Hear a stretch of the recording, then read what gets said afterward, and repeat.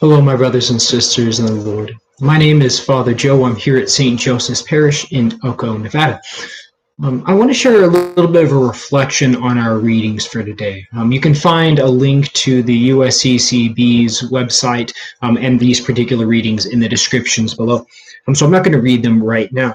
But I want to share two things, one about our first reading and then the second about our gospel reading. The first is the idea that we see in the book of Exodus of Moses being an intercessor. Now, I don't think that when Moses is standing before God, that Moses is somehow changing God's mind, or as though Moses is trying to manipulate God. I think that's a bad interpretation of what's going on. Rather, what I would see in this great moment is God is inviting Moses to become an intercessor, that he's inviting Moses to take responsibility for the people of Israel.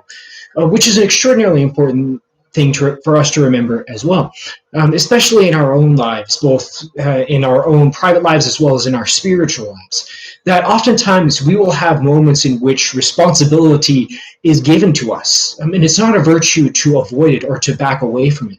When we have been entrusted with something, it is a call, it is a vocation. And even if it is difficult, we are called to do our best. And so we see God calling Moses, or giving Moses the opportunity to stand up and protect his people.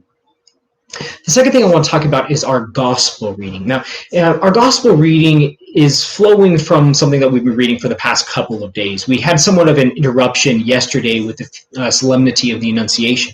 But this is coming off of the heels of the man being healed at the pools of Bethsaida. The man was healed, he picked up his mat, he was walking, and the Pharisees and scribes got upset with him because he was carrying the mat on the Sabbath day. And so Jesus is addressing them, and we're getting the tail end of that address today. But the thing that kind of stands out to me, and the thing that I want to talk about, is that Jesus is not getting upset with them because of their lack of belief, so much as he is getting upset with them for their stubbornness. There's a difference between honest disbelief and dishonest belief. On the one hand, as Peter Kreeft said, he's Dr. Peter Kreeft, he's a professor at in Massachusetts. He said the only reason to believe something is because you believe it to be true. So on the one hand, we do have to follow the truth. And if we don't believe something, then we don't believe something. But there's also something to be said about stubbornness. And I think that's what Jesus is correcting in our readings today. He's telling them, don't simply believe because of what I have said. Rather, believe because of John the Baptist. You guys went out to listen to him earlier on. He pointed to me. Believe because of the works. He just healed the man who was crippled. If you don't believe me because of my words, believe because of the actions that I have done.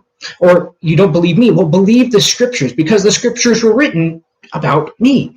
And then finally, he comes to Moses, who is seen as the totality of the law. He is the one who is seen as being the person who has all authority. The Torah, the Pentateuch, was seen as the core of the scripture, the Hebrew scriptures. And so Moses himself writes about me. And so if you won't listen to Moses, how will you listen to me?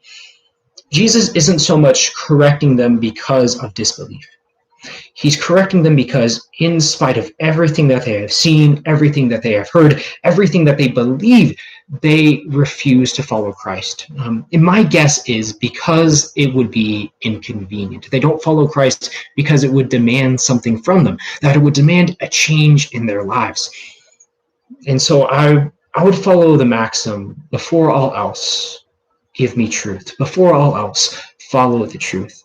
Even if it's tough, even if it's difficult, let the truth be the guiding principle in our lives. Because Christ himself said, I am the way, the truth, and the life. All this to say, my brothers and sisters, our readings today are extraordinarily profound, and I would highly recommend meditating upon them for yourselves. But with that, I'm going to end my reflection. Be safe, and as always, may God bless you and keep you.